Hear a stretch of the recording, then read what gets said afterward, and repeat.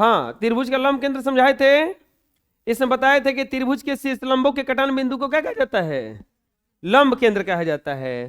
त्रिभुज के शीर्ष लंबों के कटान बिंदु को क्या कहा जाता है? लंब केंद्र। ठीक है, तो ये शीर्ष लंब है, इसके कटान को लंब केंद्र कहा जाता है, लिख लीजिए। अब कुछ सवाल है कि किसी भी त्रिभुज में 2 डिग्री वाला कोण हो सकता है क्या किसी त्रिभुज में 2 डिग्री वाला कोण हो सकता है क्या? त्रिभुज के तीनों कोणों का योग, त्रिभुज में टोटल 3 कोण होना चाहिए। कौ कोण? 3 कोण होना चाहिए। कौ कोण होना चाहिए? 3 त्रिभुज में कौ कोण होना चाहिए? 3 होना चाहिए। और तीनों का योग 180 से बेसी ना होना चाहिए। 180 से बेसी ना होना चाहिए। अब ये कह रहा है कि 2 समकोण हो सकता है क्या? 2 समकोण का मतलब 2 कोण 90-90 के। तो हम बोल रहे हैं कि 2 जब 90-90 के दे देंगे तो तीसरा क्या देंगे? तो 2 ना कोण बनाओ में, को कोण बनना चाहिए वो में। तो क्या किसी त्रिभुज में 2 90 डिग्री वाला कोण हो सकता है? संभव है, नहीं है, असंभव है। अभी तो ये हाल हो गया कि कुल प्रॉपर्टी के बंटवारा 3 भाई था, 2 कर लिया। ये संभव है? जौना के नाम मिलेगा वो सबन के झगड़ा करेगा कि नहीं करेगा? लाठी डंडा लेकर हमेशा खड़ा रहेगा कि नहीं खड़ा रहेगा? भैया बराबर बराबर बटवा अन्ना तो कुछ तो दो। ना कि सफा हट आई जले हट, तू का हटे। किसी भी त्रिभुज में अधिक से अधिक एक ही समकोण हो सकता है। किसी भी त्रिभुज में अधिक से अधिक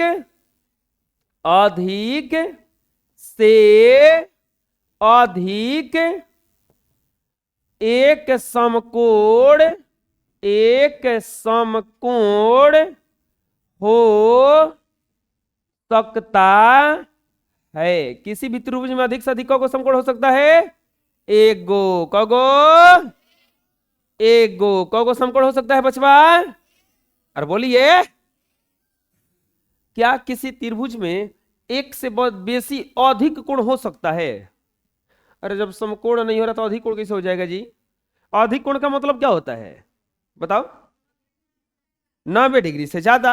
अभी सवाल कह रहा है कि क्या किसी त्रिभुज में 90 डिग्री से ज्यादा 2 हो सकता है क्या? 90 डिग्री तो 2 होते नहीं थे। तो 90 से ज्यादा 100 से 2 हो जाई, 200 हो गया तो सही फेल है ना। आदमी कहता है कि कोई कहला कि सामान कितना बेचिएगा, तो वो बोला कि 50 रुपए में। बोला 30 रुपए में तुम खरीद में ना करम, 50 रुपए की तो बात करते रहो। 30 रुपए में तुम लेवे ना करम, तो जाए तो 40 30 में हम लेवे ना करम भैया, 50 देवा 5 रुपए के दे बस, काम खत्म। तो वैसे ही 90-90 तो हो ही नहीं रहा है, और 90 से बेसी बेसी किसे हो जाएगा? तो ये लिख देंगे, ये क्या लिखा हुआ है? किसी भी त्रिभुज में एक से अधिक कोण नहीं हो सकता। ज्यादा से ज्यादा को अधिक कोण हो सकता है? एक गो। चलिए बना लीजिए। अब आता है बच्चों प्रश्नमाला 8 का ए। प्यारे प्यारे बच्चों समझिए, और आप ही लोग बताइए इसको। हमको लगता है कि आप लोग बता दीजिएगा। त्रिभुज में कुल शीर्षों की संख्या बताइए जल्दी से।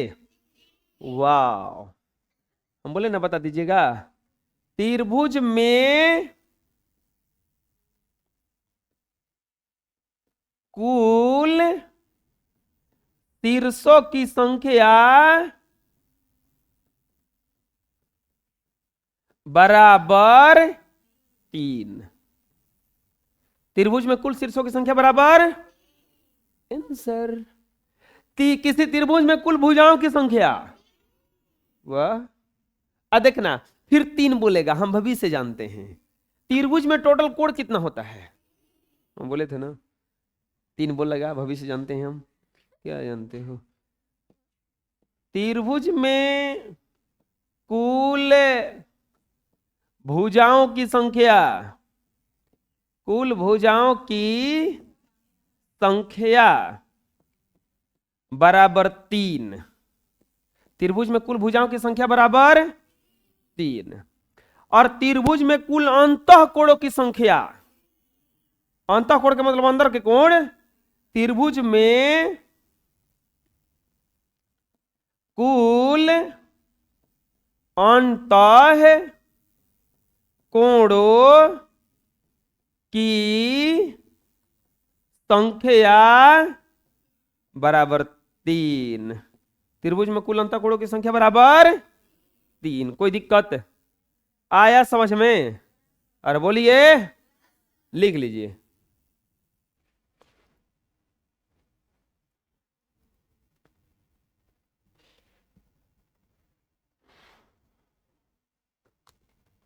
तीन संरेख बिंदु ए बी सी लीजिए। संरेख क्या मतलब बताइए? जो सीधा हो। तीन संरेख बिंदु ए बी और सी लीजिए। 8 क्लास का बैच 16 फरवरी से चालू होगा। क्या फरवरी से? 16 फरवरी से। और 16 दिसंबर से चालू होता है 9 का बैच और 10 का। और 8 क्लास का कब चालू होगा? 16 फरवरी से। और इस बार 8 क्लास का पढ़ाई जो होगा वो हमको लगता है रोहतास जिला में नहीं हुआ होगा। वैसे बहुत गड़बड़ है, हम तुमको थोड़ा सा कैलकुलेशन बता देते हैं। 3 गो संरेख बिंदु लीजिए और क्या इससे त्रिभुज बन सकता है? लीजिए ए बी सी, त्रिभुज बन जाएगा? हाँ कौन रहा है कौन? तो कैसे त्रिभुज बनेगा जी? कैसे त्रिभुज बनेगा इससे? तो यहां ए बी सी संरेख बिंदु में हैं। ए बी सी कौन सा बिंदु में है? संरेख है। और संरेख बिंदु से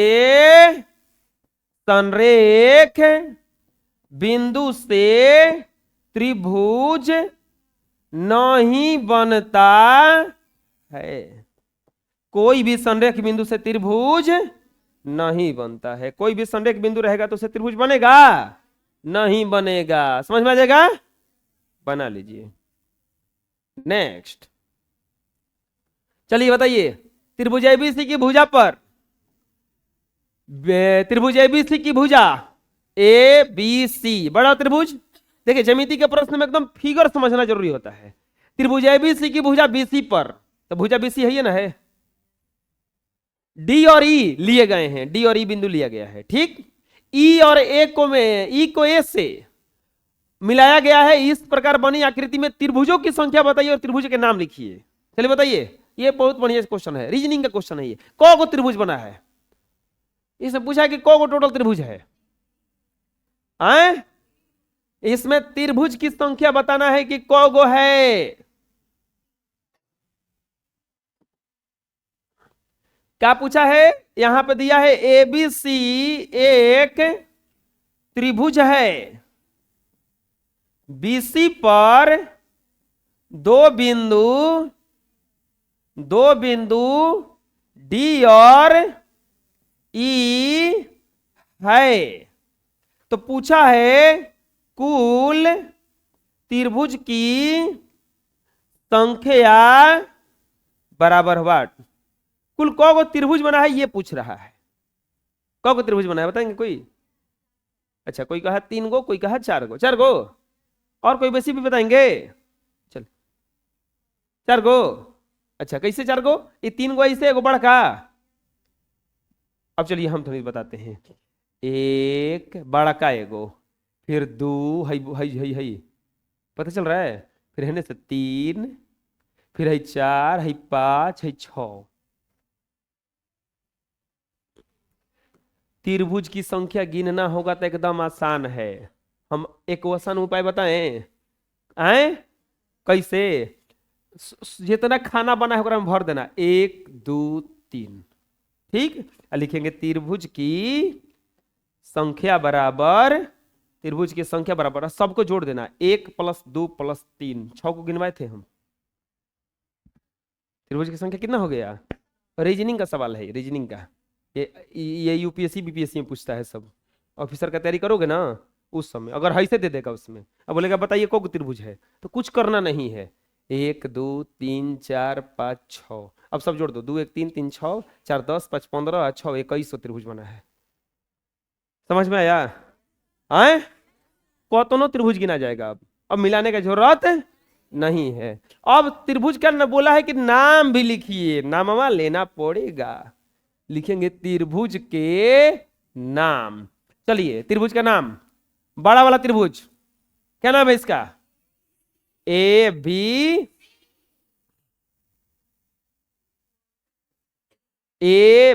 सी। फिर अब चलते हैं गौरी, है लो छोटका त्रिभुज भाई, ए बी ई ना, ए बी ई। फिर चलते हैं इधर से, ए डी सी। फिर चलते हैं अब ये छोटका छोटका सब, ए बी डी, और फिर ए डी, और फिर ए ई सी। आंसर आया समझ में? कोई दिक्कत? बुझा गया? ठीक है, इतना ही रहेगा आज।